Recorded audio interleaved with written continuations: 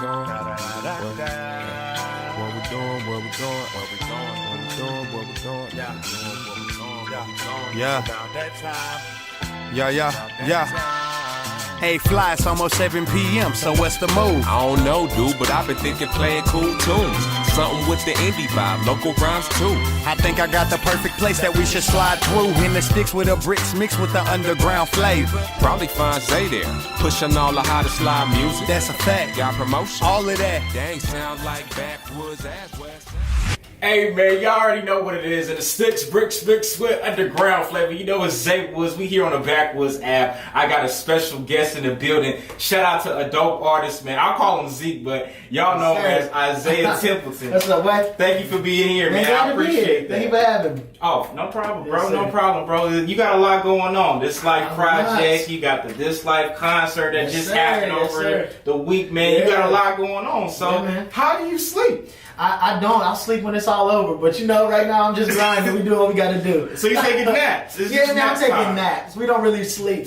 I understand. Hustlers gotta get it. Yeah, man. I get it, man. So look, I'm seeing you, the Stella Awards, Yeah, and bro. then Everything Will Be Alright is Man. going crazy. We actually hit top 10 this past week. Oh, We hit top wow. 10 on Congrats, radio, bro. so thanks, brother. Let's talk about that. Okay, Yes, let's sir. get into that. So, Let's but do it. Everything Will Be Alright, did you expect it to do what it's doing? I didn't. So Everything Will Be Alright was the last song added to my project. We did a live recording in 2016, and so backstory, I'm on Pastor Smokey Norfolk's recording label. Okay. So we did a live recording in 2016 at his church in Chicago. The day before the session, you know, he wrote the song and called us into his office. He was like, "Man, I got the song." Started playing it and singing it, and we was like, "Yes, you do." And so I recorded the next night. The impact that it had that night on the crowd was just a glimpse of what it did, what it's done as of late on radio and for the world or whatever. But yeah, we did not expect this song to do this. This was not the song that was on our radar to be the lead single or anything like that. Okay. When we sent it to the other labels and to radio program directors, they said, "Hey, you need to send us this song for the single." And so we was like, "What?"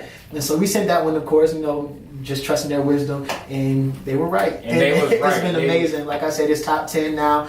We hit billboards, all of that. So it's been amazing. It's been Wow. And you said this was the last record off the whole album. the last record that we added to the project. What? Yeah. And He wrote it crazy. the day before the session. So I learned it in less than 24 hours, and then we just went ahead and sang it. So Did you even like the song? I liked it, but I didn't think it was the best song on the project. Okay. By far. And I mean, even still, like, I love the song, don't get me wrong, but I just have other favorites. And, like, Okay. I think every artist can admit that they have their favorites on their project. And so Everything Will Be Alright was always an amazing song, of course, but it just wasn't the song that we thought that everybody was going to be like, yeah, that's the one. That is But crazy. It's definitely the one, and we get it now. So Yes, yeah, it's yeah. doing crazy right now. So what are we getting a visual for this record? Absolutely. So the concert that we just did, it was a live videotaping. So we will Okay. be releasing some of that footage on YouTube, on Facebook, all of that good stuff. And so that'll be the visuals. We'll probably do a couple music videos. I got some things in the works. We'll do some acoustic unplugged joints here in Charlotte. So and we'll video record all of that stuff too. So there's some stuff coming. Yeah. For sure. So what's your favorite record off This Life? My favorite record on This Life is Only See My Son.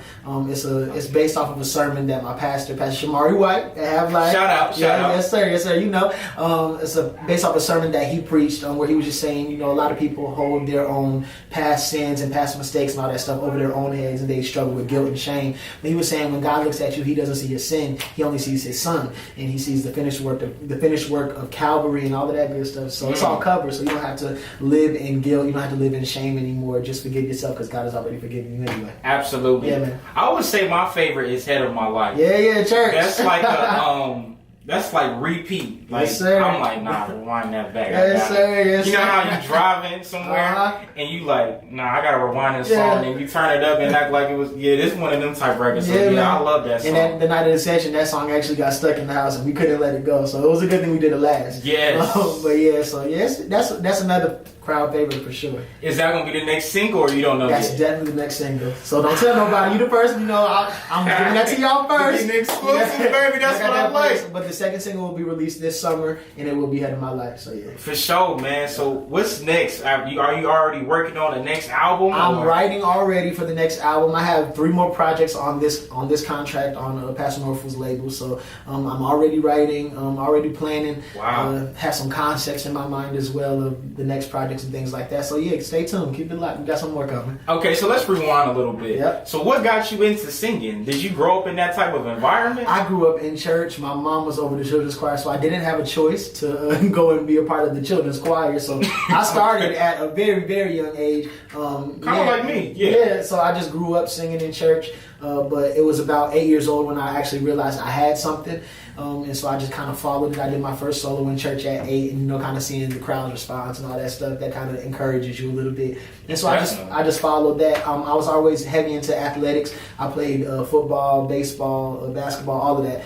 And Tom, you a hooper? Oh, absolutely. Okay. But one summer, we was getting ready for football season, doing 3-a-days and all that stuff, and I realized that the football season was going to conflict with theater season and choir season and all that stuff. And I was like, and so I had to make a choice. So I sat my dad down. I was like, hey, I kind of had to give him the talk because it was breaking his heart because he's a football coach, football fanatic. Oh, man. I was being scouted by colleges and all that type of stuff. And I told him, I was like, hey, man, listen, these sports ain't that serious for me. I just want to sing. And he literally broke his heart that night. Oh, wow. He went in his room the rest of the night and just sat on his bed and watched TV man. But he gets it now. He be front row center at every concert now. He came to the Stellars this past last month. So yeah, he gets it. So, Okay. So what made you want to take the gospel route? And because most singers, when they grow up in a church, they in a choir, they usually go that R&B route. Definitely. Or they go like a pop star type of thing. So what made you want to follow that? I'm not passionate about that stuff. Okay. And the way I sing, I'm sure you hear it when I sing, I put my heart in it. And so if I don't believe what I'm singing, I'm not passionate. If I'm not passionate about it if I don't believe it. And if I'm not passionate about it, then I'm going to get bored. And so I would have gotten very bored singing R&B or any of that other stuff. Okay. That's not my passion. That's not my conviction. But this gospel that saved my life, I'm passionate about this.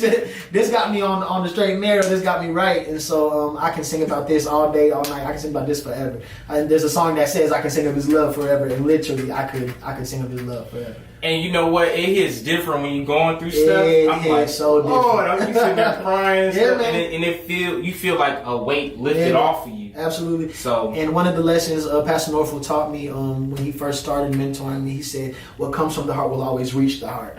And so the reason people are so blessed by the music that we put out is because I'm not just singing lyrics. I'm not just singing something that's trendy. I'm not singing something that I just thought sounded good, but I'm singing something I believe. Exactly. And so people can feel that when it's your conviction, they get convicted by it as well, and they feel it too. So yeah. Exactly, for sure. Yep. So how did y'all get that relationship, you and Pastor Norfolk? He actually put out a clarion call for background singers, and I answered the call and went and auditioned, and the rest is history. He started coaching me and mentoring me. I moved to Chicago for about 2 years and was worship leader at his church, and then he signed me to his label. So it was levels to this. Oh, so, wow. Yeah. Okay. So I served, and then he's pretty much seen it since day one. Yeah, he's absolutely. seen what was in you. Yeah, I've been knowing him now for I want to say 4 to 5 years. Wow, yeah. So that's a blessing. Yeah, man.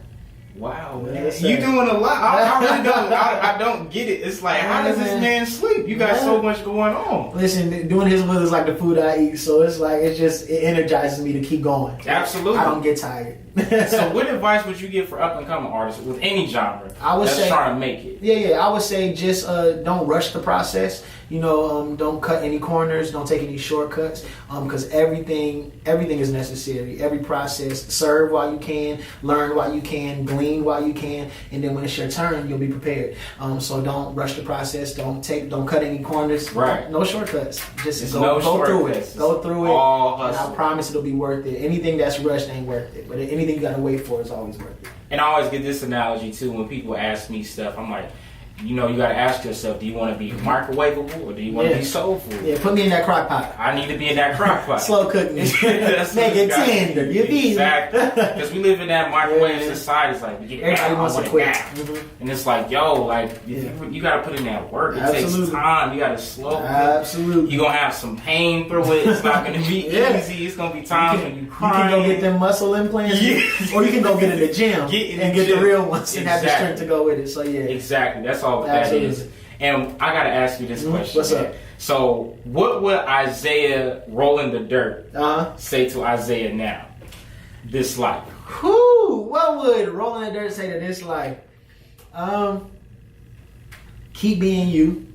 Don't change your sound to try to sound like anybody else, because the sound you have is what's going to put you on. So stay true to you, stay true to your sound, stay true to how God gives it to you, and give it to the people the way he gave it to you, because the people you're supposed to catch, the fish you're supposed to catch, the people you're supposed to witness to, the people you're supposed to win, they're going to be won by the sound that God gave you, not the sound that you try to mimic or you try to imitate or try to create so you can fit into a certain crowd. But just be you. Free game. It's free game, baby. So tell everybody where they can follow you. Follow me on Instagram at Zeke Song, ZeekSong, on Instagram. Isaiah Templeton on Facebook.